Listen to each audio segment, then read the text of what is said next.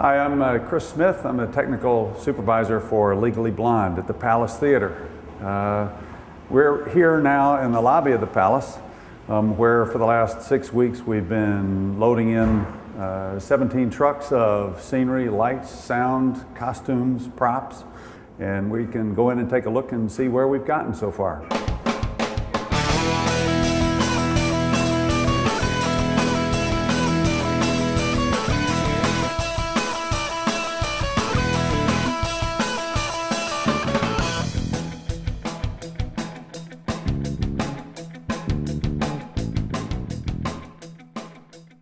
We're right at the back of the seating, and essentially we have to bring in enough equipment so that we have our own sort of shops set up. This is an area that's been pretty much set aside for props, which is the assembly of all tables, window dressing, all the small items that you see the actors handle, and the guys work out of these boxes as they are installing in the theater. This is a table that will be used in Elle's dorm room.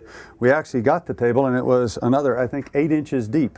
And we've actually had Joe Redmond here has actually cut it right down the middle,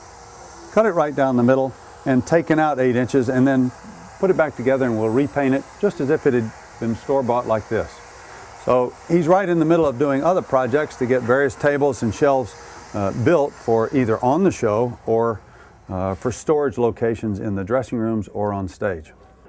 This is the stage manager setup, and as you can see, these are the cue light systems for the flies, for any piece of scenery that's coming out of the air, and for the auto for bringing things on and off stage or bringing the elevator up out of the floor.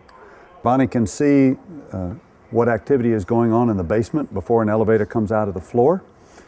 And then we have full front in infrared and in color so that we can see what the show looks like, what the audience is getting.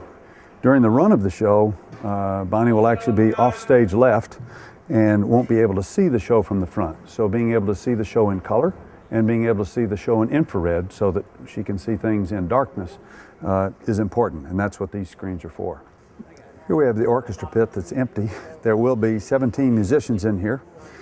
Percussion will actually be on a 7th floor space up above stage left. He's the only musician that won't be in the pit. The conductor actually conducts through a wireless camera here so that it can be posted up to the percussionist so he can know what's going on. And also, if you turn around and see the balcony rail, there are screens up here. There are screens up here on the balcony rail for the conductor to be seen by the cast without actually having to look down at him in the pit. We're front of house at the Palace Theater, and that's our opening shot. That's our show scrim that the audience would see at the top of the show. The Palace was actually built, I think, in 1917. It seats about 1,700. We're in the upper balcony. There's a mezzanine below us, and then the orchestra down below that. Up here in the front light booth, we have 3 follow spots. Dan Coe is our production electrician, and he's got various monitors you can see on his right that follow particular instruments, the cueing of the show, the timing of the show. Some of the numbers actually tell him how many seconds a cue takes. Some of them tell him what areas the lights are actually focused in and what intensity the lights are brought up to. There's a programming board above him, and there's an operational board right in front of him. Every moving light can zoom, can change intensity, can change color, can have a gobo that is a lighting pattern that you sometimes see on the floor. And Timmy actually programs all the lights in the show. There are about 60 moving lights on the show, and in conjunction with the lighting designer, he sets up exactly what they want to do. This area would be called our Verilight Hospital. We had the programmer up in the mezzanine who is programming the operation of the lights. This is a Verilight, and I don't know what particular ailment it has, but if something electronically goes wrong with it, they'll come down and they'll open up. They have various parts that they can replace, and we have one fellow, Ron Martin, who his main job is to make sure that he keeps a steady group of Verilights ready to change in. If we have a bad Verilight during the first act, they might even change it during intermission so that we can make sure that we have all the lighting cues as consistent throughout the show as we can. These fellows right now are beginning to set up the sorority house stairs. As you can see, they're trying to get it into place in the particular mechanisms to bring it on and off stage. Everything has to be preset and locked in properly so that we can move them around on stage during the show. In the deck, there are various mechanisms, and one is this chain drive. It's like an oversized bicycle chain that can travel in this curved track and drive this piece. This piece weighs about 2,800 pounds. And we have two drives that drive it down into position and via the curved track take it off into the wings for storage. What you don't see is the fact that we spent a number of weeks putting it together and putting all these chain drive systems and cable drive systems into the surface of the deck. And underneath this stairway, in fact, is a lift to bring scenery up from the basement. Once the stair goes off stage, we'll see the lift open up and deliver scenery to the stage. This is the lift for the show that will deliver the scenery and props that we have here in the basement. It will deliver up through this, what we call a sunroof. It will part, and this lift will go up, straight up and go flush to the walking surface of the stage. A smaller rectangle here in the middle of the lift will function as a table late in the second act. And we have actually a rotator in the very middle of it that will rotate a piece of scenery during the second act, rotate a doorway in the second act. So this lift is doing double duty.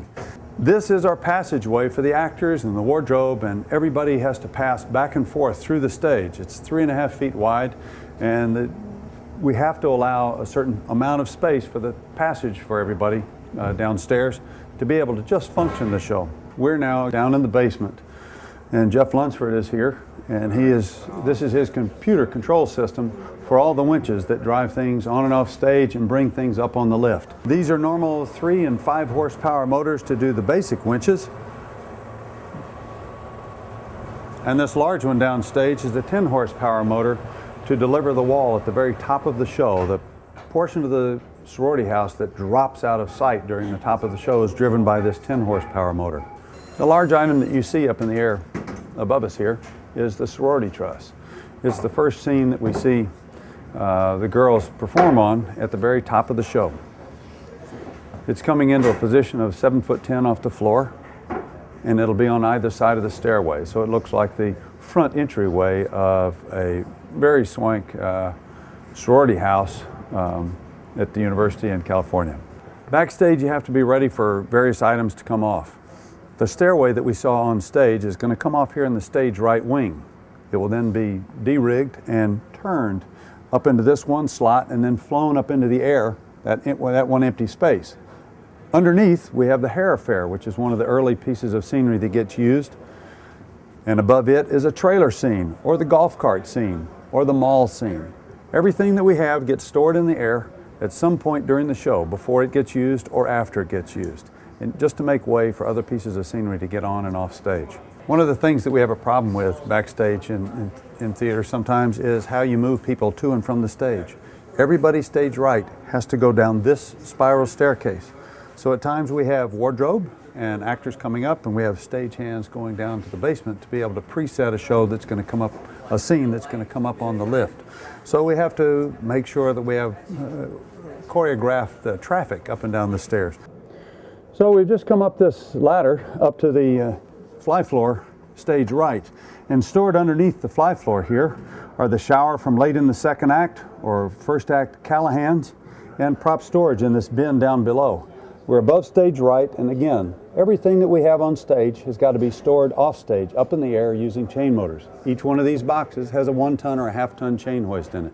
We're on the stage right fly floor. We're about 29 feet above the walking surface of the show deck, where Bobby Kelly and another man will run the manual pieces via these ropes. They'll be able to fly in the stage right or stage left flying electric ladder, or they'll be able to fly in the hair affair or the restaurant scene via counterweighted systems. The counterweighted system is about 75 feet tall. It's about 81 feet to the ceiling. It's about 74 feet to the grid from the walking surface of the deck. The grid supports all the rigging for any of the machinery, any of the lighting, all the equipment that flies in and out that you see during the show. Bobby Hintz here is the automation flyman. If you notice, he also has monitors so he can see where things are during the show to make sure that he's not going to land on a piece of scenery, or that a piece of scenery rolls out of his way, then he can call for another piece of scenery to move in from above. So we've gotten a taste of the show, how the stage manager calls the show, and the various operations of lighting systems, sound systems, and automation systems, and the guys backstage. Again, this is Legally Blonde here at the Palace Theater, and it's our first tech rehearsal Saturday, March 17th. Come and see us.